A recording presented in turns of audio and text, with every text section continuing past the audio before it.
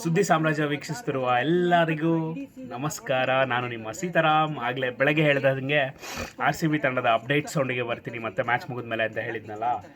RCB season 18ರಲ್ಲಿ 2025ನೇ ಇಸ್ವಿನಲ್ಲಿ ನಂಬರ್ 18 ವಿರಾಟ್ ಕೊಹ್ಲಿ ಅವರಿಂದ ಶುಭಾರಂಭ ಮಾಡಿದೆ. ಏನದು ಶುಭಾರಂಭ? 7 ವಿಕೆಟ್ಗಳಿಂದ ಗೆದ್ದು 16.3 ಓವರ್ಗಳಲ್ಲಿ ತಂಡ ಮ್ಯಾಚನ್ನು ಮುಗಿಸಿದೆ. ಇದರಲ್ಲಿ ಓಪನಿಂಗ್ ಪಾರ್ಟ್ನರ್ಶಿಪ್ 95-96 ರನ್ ಬರುತ್ತೆ. ಫಿಲ್ ಸಾಲ್ಟ್ ವಿರಾಟ್ ಕೊಹ್ಲಿ ಶುರು ಮಾಡ್ತಾರೆ. ಫಿಲ್ ಸಾಲ್ಟ್ 25 ಬಾಲಲ್ಲಿ 50 ರನ್ ಸಿಕ್ಸ್ತಾರೆ.